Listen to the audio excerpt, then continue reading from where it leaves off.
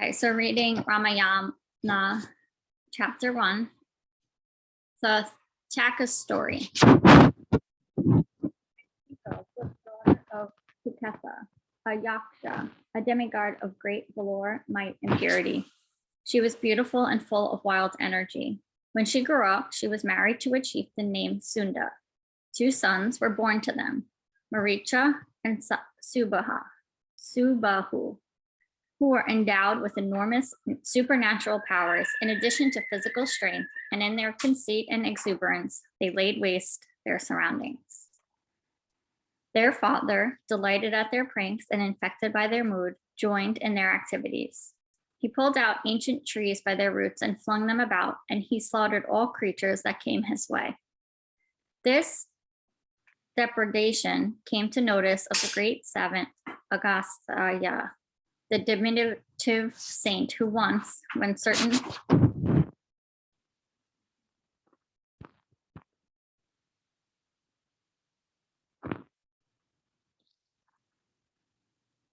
the depredation came to notice of the great seventh Agastya, the diminutive saint who once, when certain demonic beings hid themselves at the bottom of the sea, and Indra appealed for his help to track them, had sipped off the waters of the ocean. Agastya had his hermitage in this forest, and when he noticed the destruction around, he cursed the perpetrator of this deed, and Sunda fell dead. When his wife learned of his death, she and her son drawing revenge on the saint. He met their challenge by cursing them. Since you are destroyers of life, may you become asuras and dwell in the netherworlds. Till now they had been demigods. Now they were degraded to demonhood. The 3 at once underwent a transformation. Their features and stature became forbidding, and their natures changed to match. The sons left to seek the company of super demons. The mother was left alone and lives on here, breathing fire and wishing everything ill. Nothing flourishes here. Only heat and sand remain. She is a scorcher. She carries a trident with spikes. A cobra entwined on her arm is her armlet. The name of this fearsome creature is Thataka. Just as the presence of a little loba, meanness, dries up and disfigures a whole human personality, so does the presence of this monster turn into the desert, a region which was once fertile. In her restlessness, she constantly harasses the hermits at their prayers. She gobbles up anything that moves and sends it down her entrails. Touching the bow slung on his shoulder, Rama asked, "Where is she to be found?" Before Vishwamritra could answer, she arrived, the ground rocking under her feet and a storm preceding her. She loomed over them with her eyes spitting fire, her fangs bared, her lips parting, revealing a cavernous mouth, and her brows twitching in rage. She raised her trident and roared, "And in this, my kingdom, I have crushed out the minutest womb of life, and you have been sent down so that I may not remain hungry." Rama hesitated. For all her evil, she was still a woman. How could he kill her? Reading his thoughts, Vishwamritra said, "You shall not consider her a woman at all. Such a monster must receive no consideration. Her strength, ruthfulness, appearance rule her out of that category. Formerly, God Vishnu himself killed Yathi, the wife of Brigu, who harbored the Asuras fleeing his wrath when she refused to yield them. Mandori, a woman bent upon destroying all the worlds, was vanquished by Indra, and he earned the gratitude of humanity. These are but 2 instances. A woman of demonic tendencies loses all consideration to be treated as a woman. This, the Taka, is more dreadful than Yama, the god of death, who takes a life only when the time is right. But this monster, at the very scent of a living creature, craves to kill and eat. Do not picture her as a woman at all. You must rid this world of her. It is your duty." Rama said, "I will carry out your wish." The Taka threw her three-pronged spear at Rama. As it came flaming, Rama strung his bow and sent an arrow, which broke it into fragments. Next, she raised a hail of stones under which to crush her adversaries. Rama sent up his arrows, which shielded them from the attack. Finally, Rama's arrow pierced her throat and ended her career, thereby also inaugurating Rama's life's mission of destroying evil and demonry in this world. The gods assembled in the sky and expressed their joy and relief and enjoined Vishmaritra, "Oh, adept and master of weapons, impart without any reserve all your knowledge and powers to this lad. He is a savior." Vishmaritra obeyed this injunction and taught Rama all the esoteric techniques in weaponry. Thereafter, the presiding deities of various weapons, Astras, appeared before Rama submissively and declared, "Now we are yours. Command us night or day." When they reached a mist-covered wood on a mountain, Vishmaritra told another story, Mahabali's story. This is a consecrated ground where Vishnu once sat in meditation. Although Rama was Vishnu, his human incarnation made him unaware of his identity at the moment. While Vishnu was thus engaged, Mahabali seized the earth and heaven and brought them under his subjection. He celebrated his victory by performing a great yagna and used this occasion to invite and honor all learned men. All the gods who had suffered in their encounter with Mahabali arrived in a body at the spot where Vishnu was in meditation and begged him to help them regain their kingdoms. In response to their appeals, Vishnu took birth in a Brahmin family as a person of tiny proportions. Within this diminutive personality was packed a great deal of power and learning. Mahabali was quick to sense his greatness. When this dwarfish man presented himself at the palace gate, Mahabali received the visitor warmly and respectfully.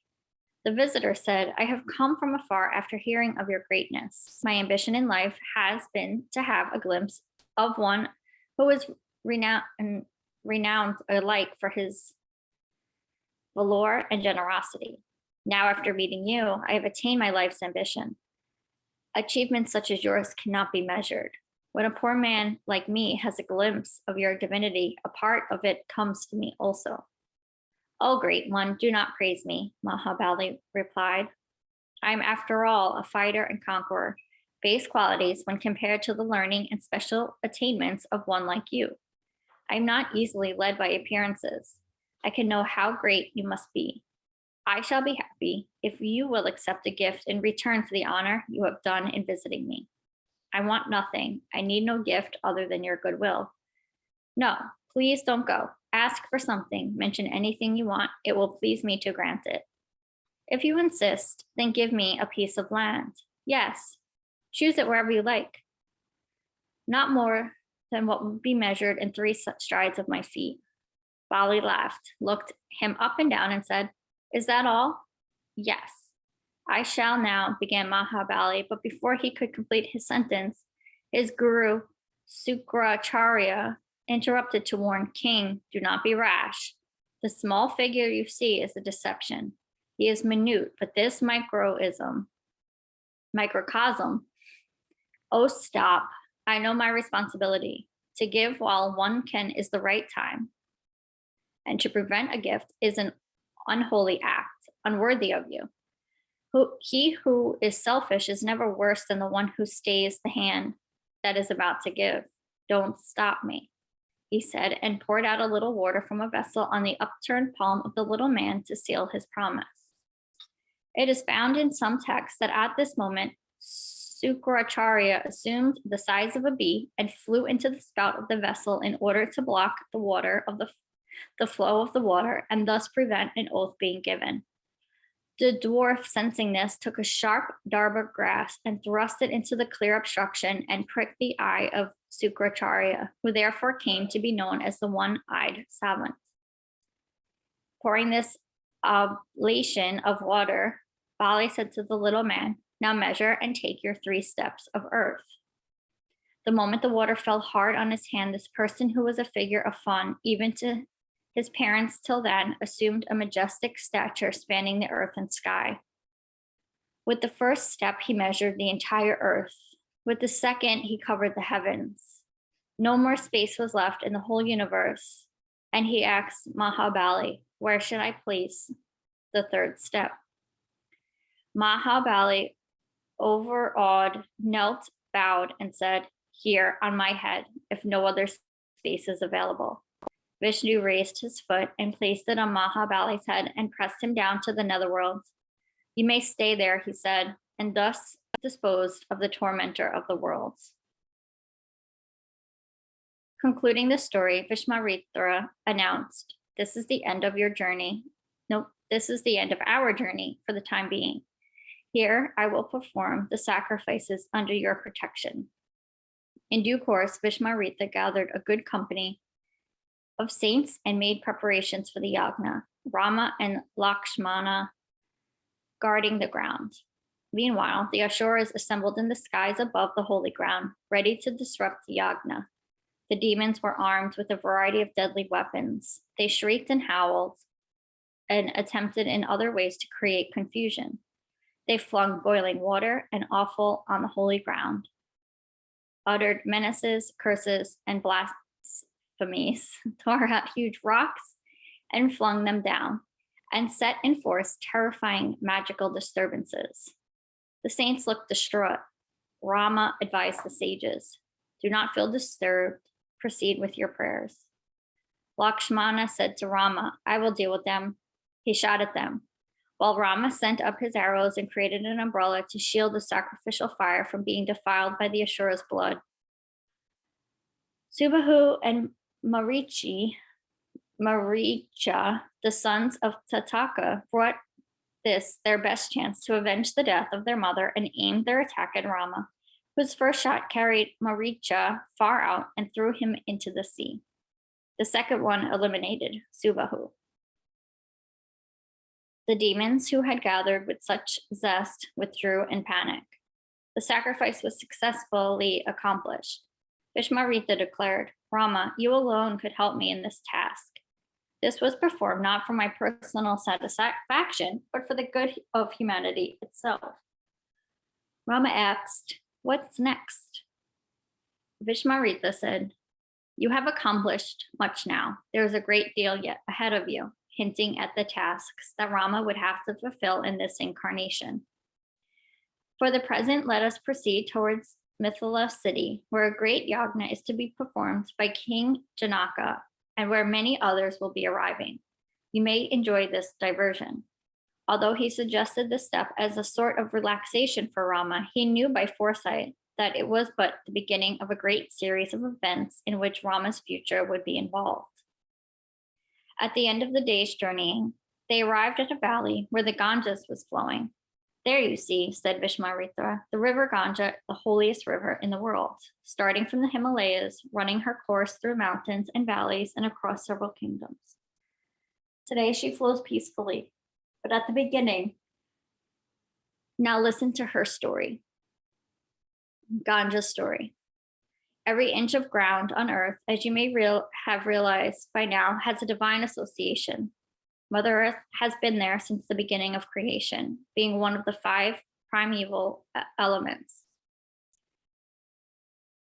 She has seen countless pairs of feet running about on thousands of aims and pursuits, both evil and good, and will continue until time, Kala, swallows and digests everything. Even after the participants have vanished, every inch of the earth still retains the impress of all that has gone before. We attain a full understanding only when we are aware of the divine and other associations of every piece of ground we tread on. Otherwise, it would be like a passage of a blind man through illuminated halls and gardens. That is the reason why I have explained to you that the story of every place we have passed through. That is the reason why I've explained to you the story of every place we have passed through. You see that river now? It is Ganga flowing along the valley, coming down from the Himalayas, carrying within her the essence of rare herbs and elements found on her way. She courses through many a kingdom, and every inch of the ground she touches becomes holy. Ganga cleanses and transforms. the dying person with a sip of that water or with the ashes of his bones dissolve there and attain salvation. Now you find the river serene and beautiful, but Ganja has to be tamed and controlled before she can touch this earth. Her story involves the fate of your ancestors, very early ones. Sakkara, one of your ancestors, ruled the earth with great distinction at one time. He had numerous sons, all valorous and devoted to their father. At the proper time in his career, he planned to perform a very important sacrifice, the horse sacrifice. In preparation for this ceremony, a resplendent horse, fully caparisoned and decorated, is set free and trots along at will through the frontiers of many kingdoms. And every country that lets the horse pass through is considered to have accepted the suzerainty of the horse's owner. But if at any point anyone attempts to hold up the horse, it is taken as a challenge and causes a war. The original owner of the horse attacks the country where the horse is held and sets it free again and again and again until it gets through and returns home. Then all the countries through which it has passed becomes vassals of the king, and the king celebrates his victory with the great horse sacrifice, which makes him supreme lord of the earth. Those who embark on such a plan are confident of victory and could eventually aspire to extend their empire and challenge Indra himself. Hence, Indra and all the gods are very watchful and nervous whenever a sacrifice is planned and do their best to defeat it. When Sakkara's horse started out, Indra abducted it and kept it out of view in the deepest world underground, behind sage Kapila, who had earlier sought this seclusion far away from the earth for his spiritual practices. When it became known that the horse was lost underground, Sakkara's sons started digging wide and deep and went down into the bowels of the earth. They found their horse tethered behind the man in meditation. They seized the horse and tormented the saint, assuming that he had stolen it, whereupon the saint, with an angry glare, reduced them to ashes. One of the party survived this expedition, a grandson of the emperor. He apologized to the sage and came home and helped the old king to complete his horse sacrifice. Later, King Sakkara renounced the world in favor of his grandson, whose son was Bhagiratha, responsible for bringing the Ganges down to earth. When Bhagiratha grew up and learned of the fate of his ancestors, he made it his mission in life to help them attain salvation, instead of leaving their spirits dangling in midair without proper disposal of their remains. He prayed intensely for 10,000 years to Brahma, the creator, who advised him to seek the help of Shiva to bring down Ganga from high heaven and to wash their bones in the holy water. He prayed to Shiva for 10,000 years, and he appeared and promised to grant his wishes if he could somehow persuade Ganga to descend. And then he prayed to Ganga for 5,000 years. Ganga appeared to him in the guise of an elegant little girl and said, "Shiva has promised you his help, no doubt, but if Ganga descends in her full force, the earth will not bear it. Nothing could ever bear the force of her descent. Shiva agreed to help you, but find out what his intentions are. Pray to him again." Any further meditations by Bhagiratha, Shiva again appeared and said to him, "Let Ganga come down, I will help you. I will see that no drop of water is wasted or allowed to trouble anyone."